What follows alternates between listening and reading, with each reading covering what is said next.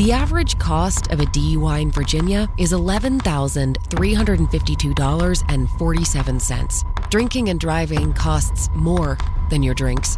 Learn more at whatsthedamage.org. Brought to you by Virginia DMV. Step into the world of power, loyalty, and luck. I'm gonna make him an offer he can't refuse. With family, cannolis, and spins mean everything. Now, you wanna get mixed up in the family business. Introducing The Godfather at ChumbaCasino.com. Test your luck in the shadowy world of The Godfather slot. Someday, I will call upon you to do a service for me. Play The Godfather now at ChumbaCasino.com. Welcome to the family. No purchase necessary. VGW Group. Void where prohibited by law. 21 plus. Terms and conditions apply. You could save thousands by refinancing your student loans with Earnest. What's thousands? That's 438 unicorn pool floats. Competitive rates, flexible terms, and zero fees. Earnest.com. Earnest loans are made by Earnest Operations, LLC. Terms and conditions apply. You might not recognize this voice, but I bet you know my law firm. Greenberg & Betterman has helped accident victims in the District, Maryland, and Virginia for over 35 years. Get a free consultation by visiting gblawyers.com and feel better. WTL. It's time! WTL. I think we got a show. Oh, yeah, we got a show. WTL. And welcome back, everybody, to WTL. Where's the Line? Nebraska's first and only sports betting show. I'm your host, Andy Classen, joined by the J.O. The J.O. That is right, and I see you're wearing a big red T-shirt over there. Read to the folks at home that aren't watching on YouTube what exactly is going down. Well, Iowa has bad corn. Oh. And this is near and dear to my heart. Yeah, well, you would know because you lived in Iowa. You live in Nebraska now. Yeah, it was tough times in Iowa. Well, bad corn. Bad corn. Overpriced corn. Yeah. Input cost too high. Yeah. Honestly, I feel bad for the folks that live in Iowa because they do look forward to Iowa corn season. Right. Like no other. Like really? No other that I've ever seen. Like you're not making this is real. This is real. Yeah, I'm not even kidding. No, they get pretty freaking amped up about Iowa, grown corn. And there's nothing special about it. I mean, I've eaten it. I've lived here. It's the same varieties. It's the same hybrids as in Nebraska. Corn is corn. Give me a break. Yeah. Corn's corn, except Nebraska corn is better. Unless it's from Iowa. That reminds me of a dig. Old Family Guy. They got moments, right? Family Guy. They got those little one-liners that are pretty funny. And it was Stewie was stranded in a bar in Nebraska, and he's trying to make conversation with these people. He's bellied up at the bar. And they're just ignoring him. Do you know this? Do you know this part? No, I don't. I'm laughing because Stewie just randomly at a bar in Nebraska is perfection. Yeah, and that's the brilliance of Family Guy, right? Yeah. There's your setting, and nobody's giving him the time of day. And then finally goes, "What about corn?" And the heads just turn around, and everyone's just talking. And I'm like, that is how it is. Take your lumps. That is how it is in Nebraska. What made me think of that was a time when conversation wasn't going anywhere. We're at the beach, and someone brought up corn, and everyone just started. I'm like, oh, my God, it's true. This is awful. Yeah.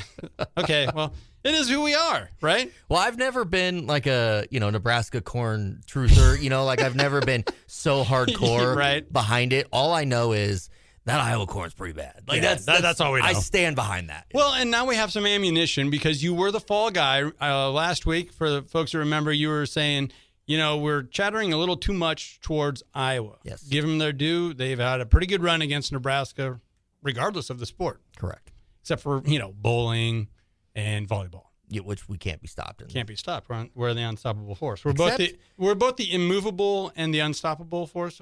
We're both of those things. Except apparently we're a little slower on the beach as far as beach volleyball. Yeah, really. It looked like we haven't started off very well, at least this season. So I don't know. We're going to figure that out. As a volleyball state, we've got to get it going. Yeah, we do got to. We just got to dominate across the board on that. But we want to get into. I know it's Thursday morning in our new time slot here, 9:30 a.m. Due to all of our broadcasting on ESPN Tri-City Radio and the Boys State Tournament. So good luck to all the local teams from the Tri-City area that made it down to state. But that bumped us up to 9:30. So for people listening to us the first time, we are WTL. Where's the Line? And we want to talk about that line that happened last week when Nebraska closed out their season, beating Iowa 84-75. In front of an electric crowd. Wow. Wasn't that was something? A bunch of former players were there. Family members were there, flown in from the San Antonio Spurs, talking about Jack Hoiberg. Year 4, Matt Rule was there. Year 4, Matt Rule. Year 4, Matt Rule. Oh, we're already starting it? Yeah, year 4. Oh, my God. Matt Rule in attendance. It was electric. Is that going to be the theme for football real quick? Is we were just kidding about year 3. Year 4 is where it's at. Yeah, year 3 really was a joke. Okay. When in all sizes. But year 4, though. Yeah. No one has ever seen that before, and I'm looking forward to it. I am too, in an odd way. And, yeah, the hype train, you could say, has already started. They're talking about transfers coming in and how great it's going to be. So we're talking basketball. We're talking basketball right now. That is top of mind. And the point spread was Nebraska 4.5, where you could get it. That was about the best line you could get. And that didn't look so good when you got to the latter half. I'm talking 5 minutes or so left in the game. Nebraska held on to a 10, maybe 11-point lead for most of that second half, but then you could just see it start to wilt away. And for a little bit there, it looked like Nebraska was going to drop the game. There's a lot of nervous folks in the Pinnacle Bank Arena. Anytime you see that black and gold in the other side, I get a little nervous. Or black and yellow, whatever their shade is. But whatever. It definitely always makes me nervous. But this team on senior day, are we calling this the Sam Hoiberg game? He really made sure that they were going out on top on senior night. Yeah, same could be said for Cale Jacobson, a local kid from right up the road there in Ashland. Another great story. Like, there's too many storylines for this not to happen, right? Yeah. This is Nebraska's year. Led 30-26 at halftime. You mentioned Sam Hoiberg also had probably one of the greatest posters ever, where he was jumping up doing the jump man with the Iowa guy looking kind of doomy and gloomy in the back. But that's second to Rink Mast. National headline news, he dunked the ball again. He did. And you saw the Iowa player he dunked on? Oh, my God. What a shot, huh? What a shot, Yes, that's I think that's an all-time posterized Nebraska basketball. It's in the top 3. I can't even think of what 2 would be in front of that. I have a suggestion for all Nebrasketball fans out there across the state. Get that picture printed. Get it framed. And put it in, like, every bathroom in your house. Like, that needs to be put up in there. And every time you go in there, you look at that and you go, I remember 25-26. That was a fun year. I remember where I was. I remember where I was when that happened. Definitely could be just a centerpiece of a man cave. That could be. Even football guys, you can get in on that. That was pretty good. We did talk about Cale Jacobson just a little bit. Finished with 15 points. Hoiberg and Price Sanford each had 15 points as well. So just the way you draw it up, and Ring Mass had 14. All the players came out to shine, and it was senior night, so there was a lot of emotions, as you said. And to top it all off, Huskers covered. Huskers covered. Wouldn't have covered without going to overtime, so thank you, Iowa. Wouldn't have got there unless you would have allowed us to go on that 10-point run there in overtime. Well, towards the end of regulation, they were going shot for shot there. And, I certainly wasn't thinking overtime was going to happen. I thought we were going to be on the other side of it. But, no, not only did we get the cover and the win, nice senior day. Coach got his extension, so he's staying with us. A lot of good things came out of this weekend. And Nebraska was 16-2 overall at home, so I thought it was a pretty good spot to bet Nebraska regardless. Obviously, being 4.5, you're thinking, ugh. It was 1.5 when it was in Iowa, and Iowa covered. Right. You're also coming off an ugly, let's call it what it was. That was an ugly loss to UCLA, 20-point loss late at night. And it was just kind of a roller coaster weekend heading out to L.A. I guess there was, only one team or 0 teams was able to sweep the L.A. trip, beat both USC and UCLA. I thought Nebraska had a good shot. Guess not. You only hear about the West Coast teams when they travel to the East Coast as far as how do they fare? I mean, it goes both ways. What was tip off here, like 9 o'clock or something? Mm-hmm. I mean, your internal clock. 10:30. Screwed 10:30. Yeah, it was late. It messes with your internal clock. Plus, you're hanging out in L.A. I mean, are you really focused on basketball? I mean, when you're living here in Nebraska, I mean, you're really focused. I would have been hitting the beach. Had a couple days to work with. Yeah. Enjoy the wins. Enjoy the historic season, right? Exactly. So this does set Nebraska up as the overall 2 seed in the Big Ten tournament. That's what we projected would happen. Didn't like that loss to UCLA. But even with that, we came back and won the one that mattered the most. And I think everybody circled Iowa since losing in Iowa City. So that was important. Nebraska also, for the season now, 26-5. Best regular season program history. It's amazing. And now we don't play till Friday. Do you mean, how do you feel about that? I feel great. Do you? It's where I wanted Nebraska to be. They get the triple bye. And if things go chalky, which they probably should. Have you seen the bracket, by the way? It's wild. I can't it's figure insane. it out. Yeah. Monstrosity. Like, it starts kind of narrow, then it gets really big. And then it starts working its way back down. I don't know. There's 35 teams in the Big Ten. Is that what it's up to now? 35? It's going to take us a month to get through this bracket. We absorbed the Big Sky Conference in the half the Big East or something? Someday. Why not? Someday. But if it goes chalk, we will get Purdue. Purdue will be coming off of bye as well, but then they'll have to play a team that rested for a day. So we will get a back-to-back Purdue team. And this is a team on a neutral court I think Nebraska can handle, and that would pave the way for the bet that I was talking about last week, and that is Nebraska to make the final. The pressure isn't there yet, right? Because the whole season is building towards, will Nebraska get that first March Madness tournament win? Right. So the pressure isn't quite there. So you could see them go on a little bit of run, feeling a little good about sitting in the quarterfinals already. But we have talked about how good Purdue is and how we think they could make a run in the big tournament, at the end. So that's a tough matchup. Well, and if Purdue wins, they're going to be spent a little bit, and I don't know if they're going to want to exert that same type of effort, a back-to-back type of scenario, knowing that, next week is when it matters. That's what it matters. And Nebraska is kind of be coming off a big-time break, a needed break, if you listen to some of the coach interviews previously in the week and post-game after the closer there. So it just, to me, it looks like a spot where Nebraska can get that, can beat Purdue and get to that championship game. I'm not saying win it. I just want them to get to it. That's the line I'm looking at. It would be a nice little cherry on top of a fantastic all-time season for Nebrasketball. And it also leads to another point, and this is kind of a big picture, but Nebraska's not at a point where they're even like Purdue or especially Michigan, where these type of games don't matter as much because they've been there, they've done that. We're still trying to just win. Right. Like, we're still talking about the crown. And for good reason. I love winning in postseason games. When was the last time Nebraska won a postseason tournament? Last year. Wins or last wins? Year. Yeah, 2025. Last year, yeah. I think before that was like 1995. Was it NIT? Yeah, it was the NIT. Yeah. Or it might have been 94. Ooh, look that up.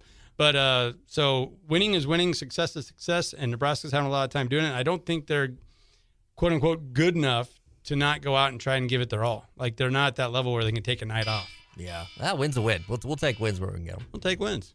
Heard the horn, that means we're up against it, but let's take a minute to recognize one of our fabulous partners, and that is the linemakers.com, where we don't chase the hype, we decode it, treating every wager like an investment. Linemakers.com, we make the line so you beat the book. Don't go anywhere. This is WTL.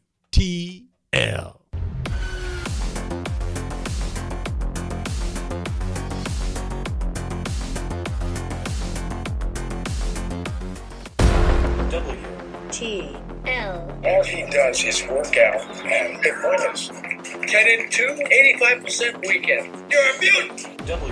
WTL.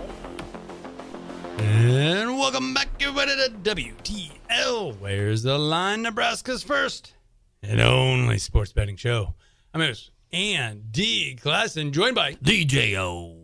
We got a couple more here, though, J.O. Oh, yeah, we need guests. Yeah, we do. We need guests. Well, we've been talking about these guys and introducing these guys for a couple of weeks now, but we want to expand WTL. We're trying to take over the world. You remember Pinky and the Brain? Oh, do I ever? Yeah, right? Yeah. What are you doing this morning? You should see the big tat on my back of him. Yeah.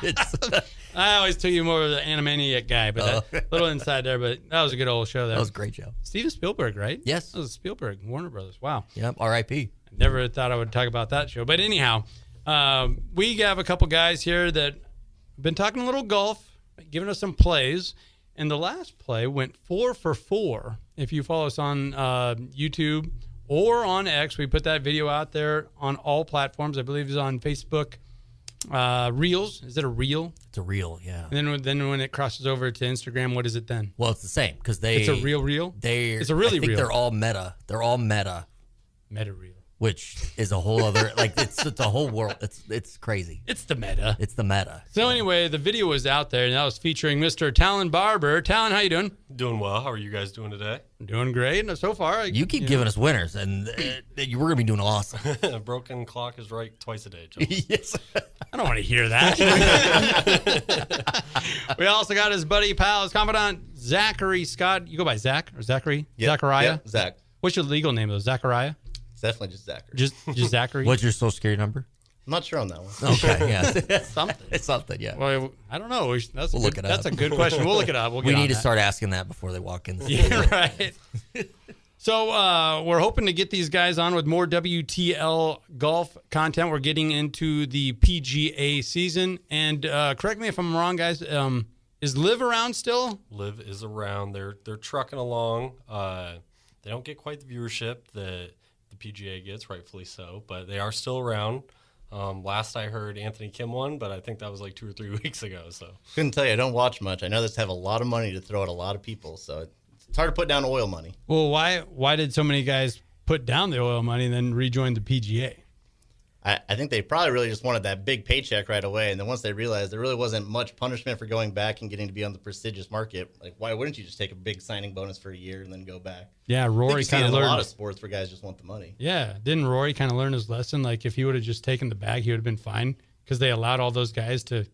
Brooks, Koepka, and those guys to play in the majors? Oh, for sure. I mean, he was kind of the stand head on that was like standing out in front and taking all those shots for everyone. And then when the PGA kind of just went back door on him, I think you saw how upset he was. And he was like, why did I ever stick myself out here for this? Like, I could have easily just taken my paycheck and been on the same boat back with those guys and never thought twice about it. Well, that's kind of life lesson. Take the bag, sell out. Yeah, take the bag. Everything will be okay, right? You just sort it out. Always take the bag. Always. Yeah. Always take. See, we sound like some rounders here. We sound like some sharp guys. You know, that is good. That is good life advice. Take the bag, right? Always take the bag. So now that they have all taken their bag and they're back to the PGA, Tallon, I'll start with you because you've been on a little bit of heater for us. You went 4 for 4 on your picks in the Cognizant Classic. Yep, 4 for 4. You would have had the winner picked, right? Had the bear trap not got your boy. Yep. I told you top 10 on Shane. I liked him to win.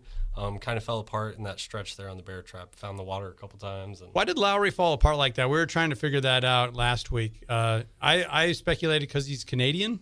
I think he's Irish. Irish. Irish. You would think he'd be used to playing in those windy conditions and with all that water being from Ireland. And it's March. It's his time. This is the time. Jeez. Yeah. We thought he was still reeling from the hockey game, so maybe that was in his head. But all right. Maybe he's Canadian-Irish, and it is sticking with him a little bit. Is there such a thing? Canadian-Irish? I don't know. I think anything's possible in this day and age. It's 2026. So Zach, when you're coming up with a bet sheet, filling out some slips for the PGA Tour, what are you kind of looking for? I think a big thing is kind of where the courses are at. I think you see a big difference in guys, whether they're playing down in Florida, Texas, Hawaii. I mean, all those grasses are different as you kind of move across the board. So I think it's important to kind of factor in those things. I mean, you have your Scotties and Rorys that can play pretty much anywhere, but for a lot of those guys that live down in Jupiter, you notice a big jump when they hit the Florida courses, but then when they go out to Texas, they might struggle a little bit. So I think that's a big factor when you're looking at it. So you do take into account that where they're from and their home course and whatnot. I think that's a big advantage for some of those guys. I mean, when you're talking about like Canadians for even like when they're down here, I mean, the grass is just so different across the board for them when they're playing Florida or Arizona even. You know, it's like given those climates and the way it affects the grass and the speeds of everything, that's a big factor for those guys. And so for any of those guys that live in Florida that are playing that year-round, they're used to that. That's what their normal pace is for when they're putting and doing the short game stuff. So it's definitely a big factor. That's interesting. Is the grass faster up north? I would think so because it's dead. It's like, it's like concrete. I think it can definitely depend on how they kind of maintenance it. I mean, even you saw this week at the Palmer Invitational how they were talking about the rains coming in, and they didn't like how that was going to prevent them from being able to firm them up on Sunday because, they like the challenge of let's dry it out, let's get these greens fast, let's see these guys kind of struggle because you want to see them have to kind of work for it because if a guy goes out and shoots 30 under, you're like, well, that was a walk in the park for him. But, like, when you see those guys really struggling, like U.S. Open style, where you're like, oh, the winner's going to be 3 under this weekend, that course is brutal. Like, any average golfer would have a horrible day out there if the pros of that are just struggling. Like it might be a hobby, it might be fun, but if you're out there struggling that much, you're probably not enjoying it. So I think it's a big factor for those guys, and they're very cognizant of it. Andy, when you're talking about dead and concrete, you're talking about my yard in July. Oh, is that what's going on That's there? what you were thinking. Okay. It was my grass. Okay. Yeah. I know that there can't be a damp enough green on approach for me. I love to try and throw darts. I wish I was, I just need to practice more, they say, but I don't think that would do it. I don't think it matters. You're right. You need to practice. You need an instructor. You need a gift from God. You have a lot that you need. Well, I do feel gifted. Yeah. You might just need new clubs. New clubs That's usually. it. Oh, yes. There you go. That is it. That's always the cure. New set of Callies. That ought to do it for me. Tallon, what about you? We heard from Zach there where he does like to take into consideration people's home course, what type of grass they're going to be playing on, and a custom, especially when you're talking about what they're used to playing on or grew up playing on or practicing on every day. What are you kind of looking for on top of that? So I like to look at kind of two things. I do take that into consideration, but I also streaky guys. Golf's a really streaky game, right? So if a guy's on a hot streak, I'm going to ride that hot streak with him. I also look how they've done at those tournaments in the past. So if someone's played a course, done really well there, certain holes fit certain eyes pretty well. Those are the two things I really like to take into account. So I like streaky guys, and I like guys that have proven that they can play at a particular course. What is it with golfers? Because they really do get streaky. And, like, if a guy's just nailing 10-foot putts, he just, like, continues that for 3 weeks. Like, he just automatic 10, 12-footers just draining them. What's going on there? It's all confidence, right? It's kind of like you talked about. When you get up on the tee box and you have that confidence, you feel really good. But the second there's a little bit of doubt, that, I'm thinking, okay, don't slice this. I'm sending it 100 yards to the right. So it's a lot like baseball. You can get the yips. You just got to have a clear mind.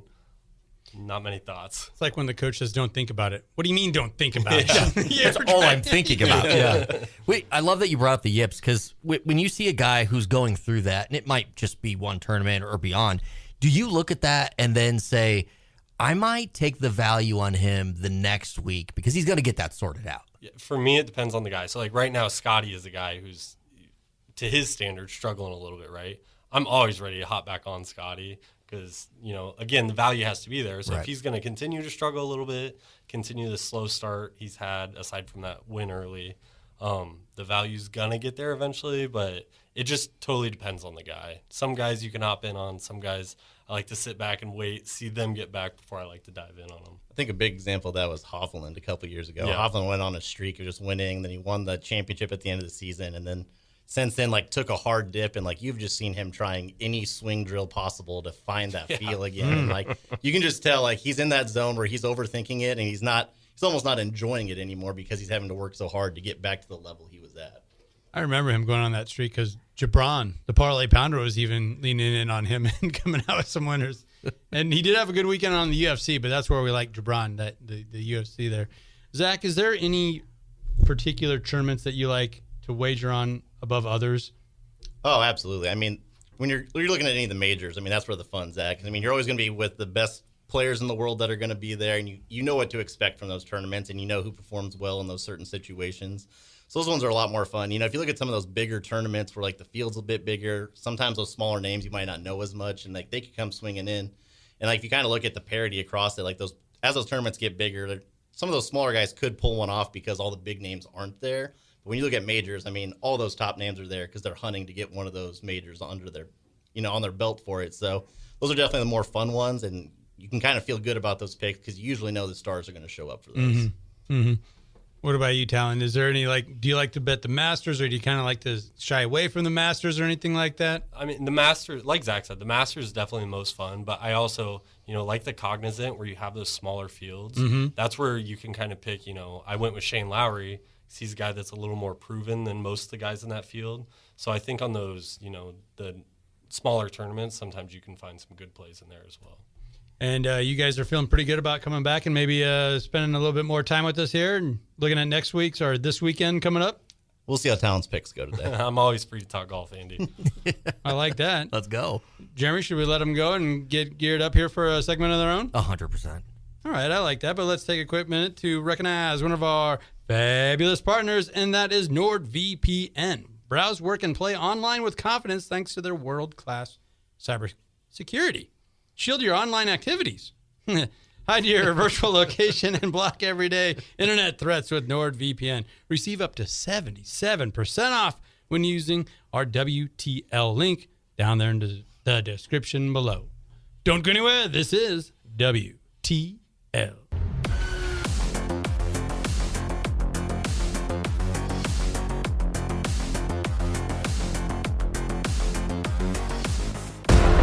WTL. All right, Brain. You don't like me and I don't like you. But let's just do this and I can get back to killing you with beer. WTL. And welcome back to WTL, Where's the Line? Zach and Tallon jumping in here for a segment, talk to you guys about some golf today. Tallon, I think we should start off talking about the Arnold Palmer from this weekend. How are you feeling from that? Yeah, I thought it was a great tournament. You had a great finish. Daniel Berger almost had the wire-to-wire win. Really tough to go, was that 54 holes, holding the lead. Really had it until the last 2 or 3 there. Akshay kind of battled back, put 4 birdies back to back there on the back 9, and then got that eagle on 16 to force a playoff and then take it first hole in the playoff. So kind of down that backstretch, you could see Berger starting to play a little more conservative on tee shots. He was playing put it fairway, put it green, par my way out. I got a couple stroke lead here. Typically, that would normally work, but as you said, Akshay kind of pulled it off there, just making some crazy putts, honestly. I can't remember, was it on 10 or 11 where he dropped the 58-footer, which was 57-foot. Yeah, which is just crazy in general. But do you like the play of playing it safe, or do you think obviously hindsight, you could say it was a bad play there, but in terms of you doing it, are you feeling comfortable doing that, thinking that guy won't catch you? To be clear, I've never played with a golf lead. But if it's me, I kind of go by if it's don't broke, don't fix it. So whether I have the lead, whether I'm chasing, I'm just going to play my game. It worked for him all weekend, kind of till he got down the backstretch there. So for me, it was tough to watch because I do agree. He started getting conservative, kind of laying up here and there. I think you just got to go for the win. Yeah, I'm sure he's kicking himself a little bit. Not even from the financial standpoint, but just getting that win, kind of securing the... Hello? Now that I've got your attention, this is going to be a weird ad, because real estate is weird. If you're in real estate, you already know this, but most of the data's trash and sellers, well, they're a mess. You know the story. They got to talk to their wife, their dog, their therapist. In reality, they just don't know you, and they don't trust you. And why would they? You're the 100th person who's called about their house. And why'd you call them? Because they were on some list that you heard about from a guy living in his mom's basement. Now, to be fair, I live in my mom's basement too, but that's not the point. If you want to win, you have to be different. You have to talk to people who need to sell, who just had a kid, got divorced, or had a loss in the family. That's what Goliath does. We monitor people's lives, and when something changes, we throw up a white flag so you know exactly who to contact. Even if it's 9 p.m. on a weekend and you're asleep. That's what an unfair advantage sounds like. Goliath Data. Goliath Data. GoliathData.com. Find deals before the market does. Okay, back to the show. The average cost of a DUI in Virginia is $11,352.47. Drinking and driving costs more than your drinks. Learn more at whatsthedamage.org.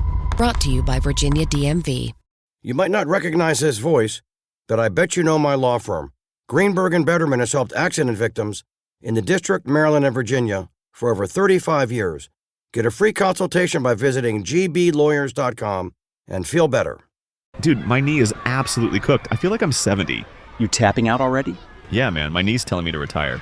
Bro, you're never going to feel young again if you're still rocking those crusty knee sleeves from 2005. What? Incrediwear, dude. The Incrediwear knee sleeve.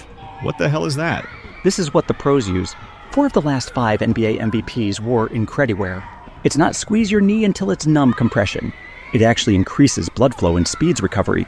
Less pain, better healing. And the best part? Wear it all day and walk like you're not 80. Wait, so it's not just cutting off my circulation and hoping for the best? Nope, it actually works. So you coming back in? Or are you going to sit there and feel old? All right, let's go. Stop letting your knees bench you. Go to freesocks.com, grab the Incrediwear knee sleeve, and get a free pair of Incrediwear socks. FREESOX.com and get a free pair of socks with your knee sleeve purchase. Get back in the game. Those points and kind of looking forward to the season because that's always going to be in the back of his head, which for golf, mental's probably the most important part of it, I would say. Yeah, and you touched on it there, but the way Akshay was putting, when someone's putting that well and they're not putting themselves in danger off the tee or on the approach shots, it's tough to beat someone like that. Absolutely. Now, before we kind of dive in on some putting discussions here, let's talk about the fact they went to playoffs. It happens every time. I mean, a couple times a year at least. I mean, how do you feel about when it gets those playoffs? Like, do you think that's a great pinnacle of golf? Like, you've played 72 holes to this point, and now you're having to go play extras because you literally played the exact same score for 72 holes. Yeah, I mean, it's free golf. I enjoy, as a viewer, it's hard not to enjoy. As a player, I'm sure it's nerve-wracking. It's, one swing thought, one mental error away from costing yourself a tournament. Absolutely. And I find it interesting that in golf that they have some different formats for playoff even. Typically it's just they play one hole at a time, but they sometimes do 18 and then they move to 1, then back to 18. Or, they have the 3-hole format. And I know back in the day they used to do a full 18 again the next day, which sounds crazy. But what's kind of your thought of that not being a consistency across golf and how they kind of leave it up to the course to decide? I kind of like it. I think it gives each tournament, the tournaments are already so unique with their history and the courses that they're playing. So I kind of enjoy that the playoffs can be unique too. I mean, I think it was last year, we're going to get into the players here in a little bit, but it was last year at the players when you saw JJ Spawn and Rory kind of going at it in that 3-hole aggregate. So yeah, no, that was definitely a fun one. And I think that brings just a good point of how it's cool that for golf being this consistency, gentleman's sport type thing, that you can actually have some variance to it to make each tournament have its own specialty to it that makes it fun. Going back to the Palmer one, Akshay has the great win. We talk about how his putting was just on fire there at the end. But kind of big controversy going across social media is him anchoring or not anchoring his putter. He's got the long old school belly putter type thing, and he puts it up and he says it's just touching his shirt but not to his chest. Where's kind of the line of how you feel that really goes? We had kind of touched on this, but I think he's in the clear. There's so many rules officials out there. There's other players, others caddies. If he's truly anchoring that, you're not getting away with it for 72 holes. I just don't think you are. I think it's such a hard point for the PGA to leave it kind of. I mean, I know there's a lot of kind of open views of how things go. When it comes to marking the ball, every so often there's going to be maybe even a little advantage there here and there. But when you look at how that putter's being put there, it's right up close, and yeah, it's touching his shirt. But he's kind of a skinny guy in tight fit clothing. I mean, that shirt can't be more than a centimeter off his chest. So where can they draw the line to say he's not anchoring or anchoring? Because to an extent, it's right there, which means ultimately, if he gets a little out of line, his chest would catch that and prevent him from kind of potentially misputting what he's doing already. You're right, but I think you either allow the broomstick putters or you don't. Golf's a gentleman's game. Everyone loves to say golf's a gentleman's game. If it's a gentleman's game, you got to leave it up to Akshay, to be honest. And I think he's good. I think it's a close line. I think now that it's been brought more to the forefront, especially with how well he was putting on Sunday, I think it will be something that people are definitely looking at more often and definitely going to potentially call him out on. But we'll see if the PGA kind of lets it go or if it's something that they're really cognizant of. I mean, if you think about all the times in sand bunkers where a guy accidentally touches one little bead of sand and they're immediate stroke penalty on it. They're so quick to hit on that, but yet this one it seems like they're kind of afraid to touch on because it's just such a close thing. But I think they really need to draw a line of what for sure is anchoring and what is as close to can be but doesn't count for him. I'm with you. Let's move ahead. Let's start looking at the players. To me, the players outside of the 4 majors is one of the most exciting tournaments of the year. I think it's probably the biggest. Some call it the 5th major. They've kind of been branding it. I don't know if you've seen some of the marketing and the commercials they've been putting it out. They've been calling it the first major. What are your thoughts on it being considered a major? Where do you think it kind of stands among the signature events? I definitely think it's up there. I mean, first of all, just with the purse that goes along with this, I mean, it's a hell of a payday for those guys. I mean, I know even after they got to pay their taxes and caddies, those guys are walking away with quite a few million. So that's a pretty good paycheck for that off the bat. But then just the way that the players already view it that way and the way that it gets publicized and how everyone already thinks of it as it's the 5th major and people truly value it for what it's worth. I think it's a pretty awesome tournament. I mean, the course is always just immaculate. I mean, it looks ridiculous. It looks like something you'd see on a nature show almost with how perfect it is, but it's definitely up there for me. I would definitely put it on the line with the majors. Yeah, it's probably one of, if not the best, finishing stretch of holes on the PGA. I mean, the the final stretch, especially, with that island green on 17, it doesn't get bigger when it comes down to the final 3 holes. So over under, you getting on that green in 10 shots? 10 shots. I'm sticking it on the first one, Zach. That is a bold prediction. I like it. So looking at the field here, let's jump in first. Rory had to withdraw this weekend, which not typical for Rory by any means. He said he was having some back issues. He was going to go home, get it worked out, be ready for this weekend. Do you think he'll be good to go? Or if he shows up, we're going to kind of just get a half Rory that's not really fully there? I think if he can play, he will. There's not too many guys that have the chance to defend their championship, being the winner last year. I think if he can play, he definitely will. I don't know that he is going to be able to. Like you said, I believe it's the second time in his career he's ever had to withdraw from a tournament. So I don't see him playing this week, but I think, again, if he can, he will. So, I mean, obviously Rory's getting a little bit older, but he's still one of the top golfers out there. But is this a back injury of, the way he puts torque on that ball? I mean, his back is stressing on every swing. So is this something that, ultimately, like if he's truly chasing some majors this year, should he potentially be taking some weeks off and truly, loosening this up, getting it back to healthy to where he's ready to play those? Or does he just kind of keep pushing it for the season and see where he goes? Again, he has to decide what's more important to defend. Is it the players or is it the Masters that's coming up in a few weeks? A lot of these guys are starting to head to Augusta, get their practice rounds in, get ready for that tournament coming up. So, if I'm him, I think I take it easy, lay off this week, and get ready to gear up for Augusta. No, that's definitely a good call. I mean, we talked earlier about kind of big tournaments, what's our favorites. Obviously, for me, Masters, 1 of 1. It's just like the ultimate pinnacle of golf, really, in my mind. And so I would definitely be chasing a green jacket over anything the players could be offering me. Yeah. So back to this week, who do you like this week, Zach? Who do you got? Top 10s, top 20s? Do you got a winner for us? I'm going to start with kind of a guy that I felt like was really surging last year. He put up some good scores towards the end of the year, was good enough to make the Ryder Cup, and I think he's really starting to kind of come into his own, and he realizes he can hang with anybody. I like Cam Young to be a top 10 this weekend. He's been playing pretty consistently. He's got a monster swing, so he can hang with the yardages out there, and I think he's really finding his groove and becoming comfortable with becoming a bigger name of golf, which I think has its own pressures to itself. But I think he'll be consistent enough this week to be able to hang with everyone and post a top 10. Yep. I like Cam Young. He wasn't one of mine. I got 2 guys in the top 10 for you. First one, we're going to go Collin Morikawa. He's been looking good this year. He's someone who's not going to get himself in trouble. The putting is definitely improved this year. He switched to a mallet, got that win at Pebble Beach, and he's just been a hot guy this year. Top 10, plus 185. I like Collin Morikawa. My other top 10, I'm going to go Akshay, coming off a win. We talked about it earlier. Golf's a streaky game. The guys that play well, I think, can continue to play well. Just going right up the road here from Arnie's to the Players. So I like Akshay at plus 410 to finish top 10 this week, too. I like it.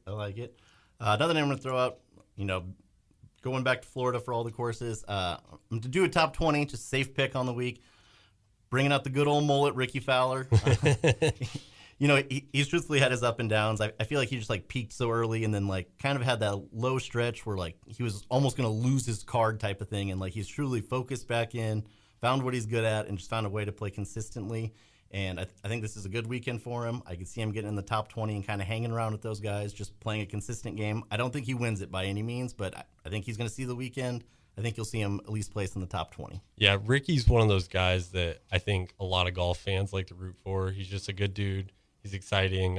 He's been around for what feels like forever now, and I still don't think he's that old. But I do love Ricky. I love seeing him on Sundays, flashing that all orange, going down the final stretch in contention.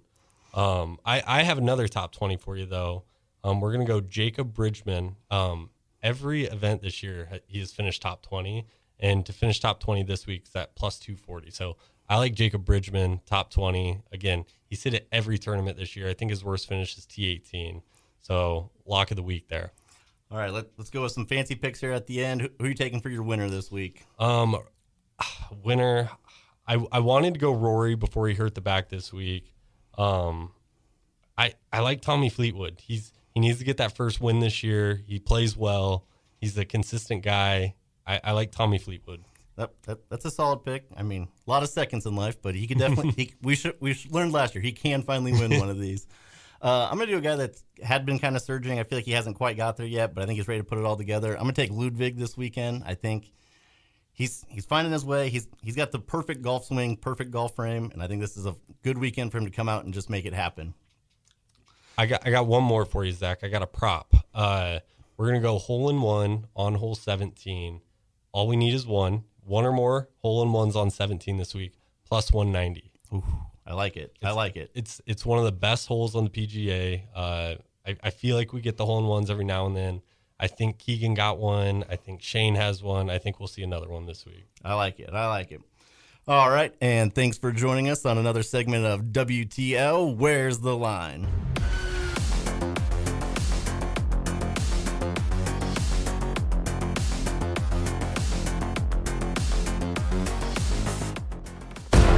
WTL. Capitalism is the only way, Leslie. It moves our country forward. It's what makes America great, and England okay, and France terrible. WTL. And welcome back, everybody, to WTL. You know what that stands for. Where's the Line? Nebraska's first and only sports betting show.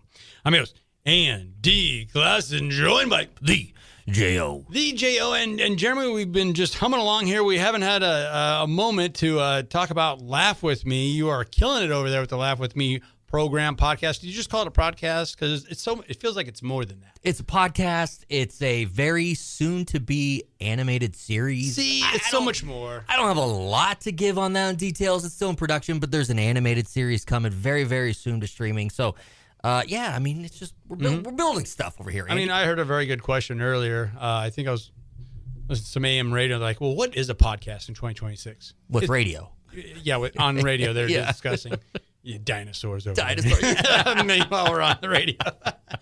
But we also had to bring back Zach and Tallon. What'd you think of their picks there a moment ago? I just off air, we were talking about it, and I'm like, I'm all in on Tommy Fleetwood. Yeah. I totally agreed with that. I love the conversation too about what'd you guys call it, the broom technique or sweep technique? So the broomstick putter and the ear eagle, anchoring it to the chest there for how they're trying to putt it. I'm a guy that's against it. I don't think it's fair, but it also is a strategy, and you have to respect it, right? So I don't know. Yeah. I think if you're willing to look that stupid and have that kind of a thing attached to your chest or gut, then you should get that advantage. So, to your point, yeah, I think we should all look stupid, but do it the same way. You get to pick how your partner. Yeah. You're putting with the broomstick, and you're doing the putt. Yeah. I kind of like where Tallon was going with the hole-in-one on TPC, hole 17, the island hole. Love that idea of a hole-in-one. We're going to see one, right? We're going to. What'd you say? Plus 200, plus 190? Plus 190. Plus 190. That's going to happen. You got to take plus that. Money. Come on. At the end of that tournament, any tournament that's played there at TPC, it just looks like a dartboard at the end of it. That 17. Just peppered. Absolutely peppered. So we had to bring you guys back because we want to introduce you guys into the world of prediction markets. Have you guys heard of these? You've read about these? You've been hearing about these? A little bit here and there. So I think the biggest ones out there would have to be Polymarket. Mm-hmm. Polymarket Sports. They just opened their sports book a few weeks ago. You also have Kalshi. And it doesn't have to just stop at sports. You can not bet. I'm going to run down this. You can trade. You can make a trade. Now, you got to put money down, and then if you win, you get twice the money back or wherever the line breaks down. But that's the big difference. It's peer-to-peer. It's not versus the house. So you're betting against, or you're making, you're putting money down. Just it's dynamic pricing is what they call it, not fixed odds. I like to think of it as like the stock market. You're either buying the stock with everyone going up, or you're hedging the market, saying that they're going to tank on you. And that's exactly it. Yeah. And it's called you're trading shares. You're not betting money. So that's a huge difference, right? You got it? Yep, I'm with you. Okay, so and with these prediction markets, anything is on the table. And if you're something like Paulie and you're one of the bigger players, you have the right to make your own trade. And then it's up to the public if they want to trade against you or for you or whatever the case may be. So most odds kind of go between 1 penny to 99 cents, and that's where the odds are. So if it's at 64 cents and you're with the house, well, what would be considered the house, you're making 64 cents on the dollar there. Okay. So we like to get into that. Jeremy, I know you have some very sharp trades over there. Let's get them started. Okay. Well, I don't know if you guys are into NBA at all, but our guy Baylor Shireman from Creighton is on fire with the Boston Celtics. He's hitting double-doubles almost every game anymore. He's still, a regular guy in the rotation, if not starting, even with Tatum, back in the fold. He made waves just this past weekend because he got on the radar of one Shaquille O'Neal. Did you see this, Andy? Shaquille don't know who that is. He don't know who he is, and he wouldn't let somebody named Baylor or let somebody named Shireman beat him ever. Okay, so he's putting his name out there, which is incredible, and he's proving it on the court.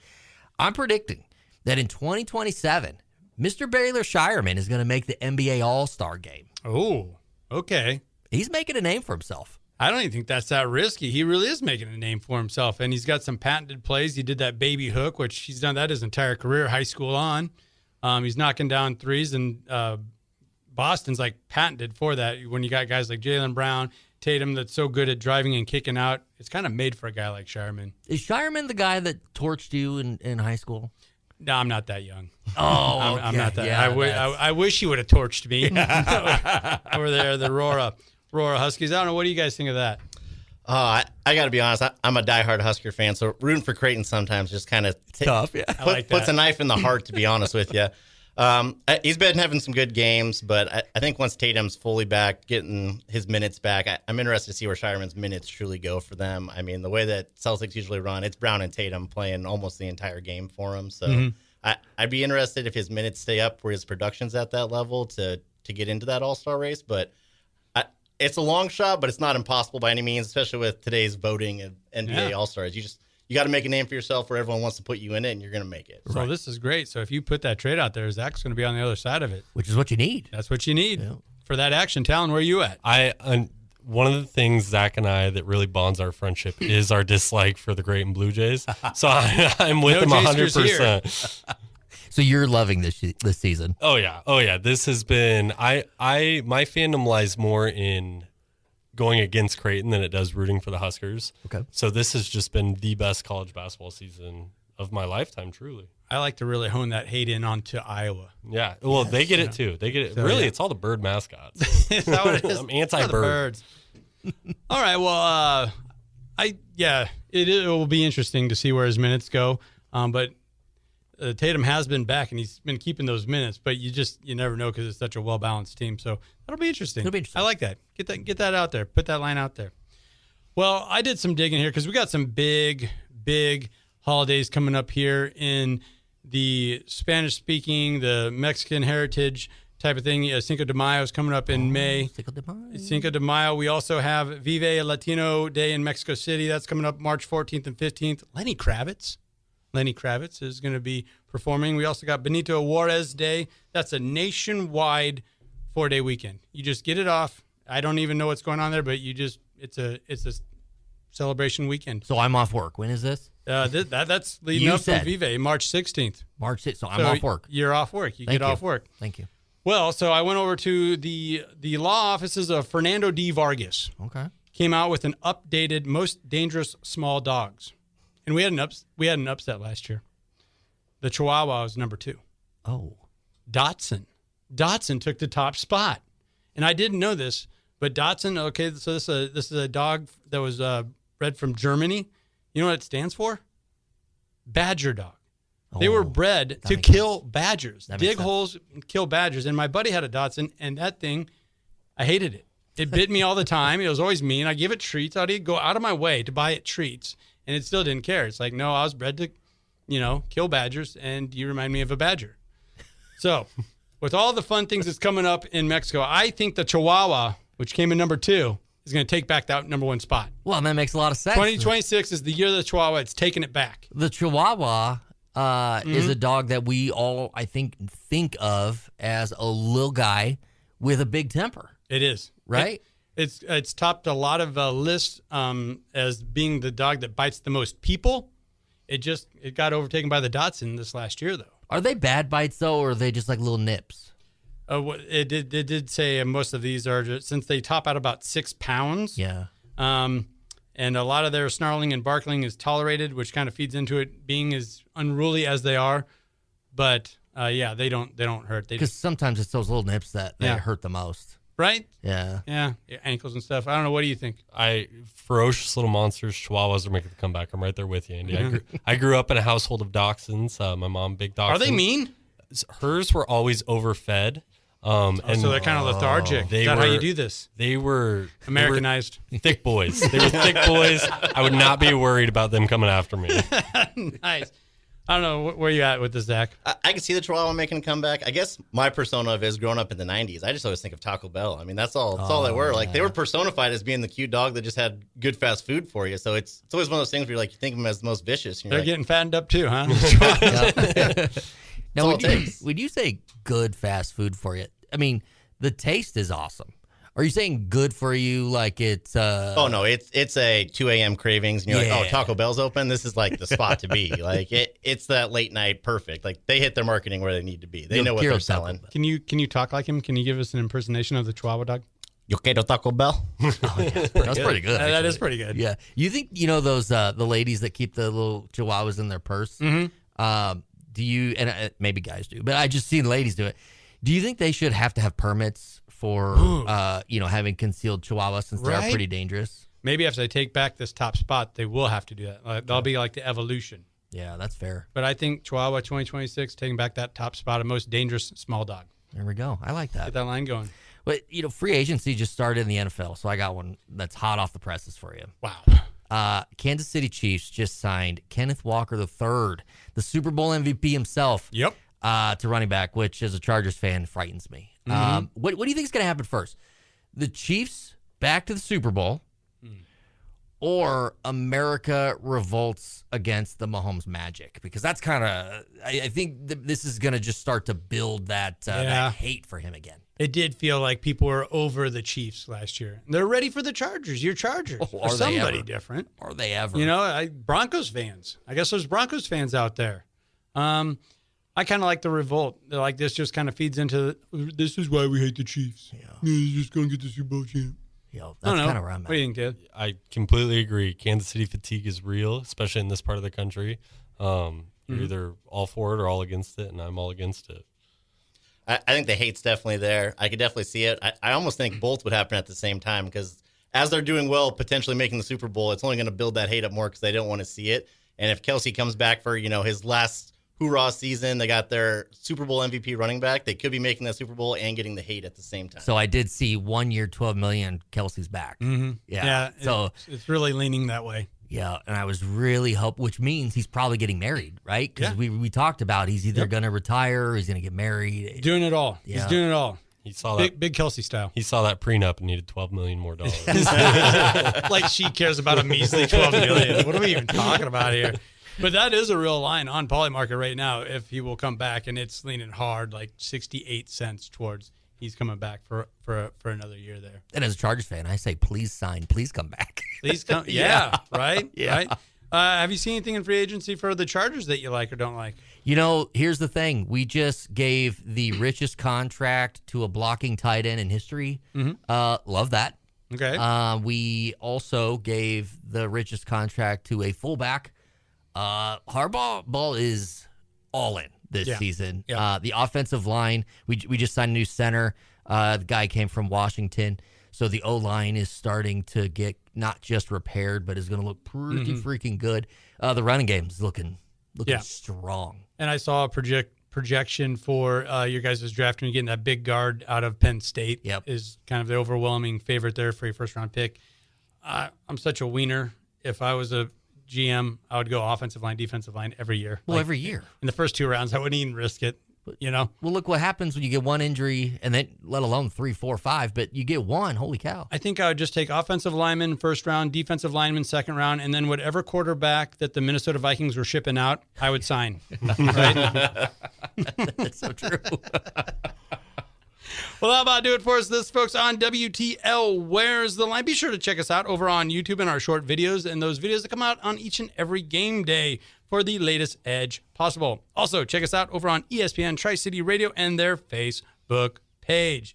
Thanks to Zach Scott and Tallon Barber for joining us on WTL, and I think we're going to be getting a lot more of them as we get into the PGA season. Guys, you have a good time? Yeah, great time. Thanks for having us, guys. I really appreciate it. Yeah, it was a good time. I'm ready to run it back. For the J.O., a.k.a. Jeremy Odem, I'm Andy Classen. Thank you for listening. This has been WTL.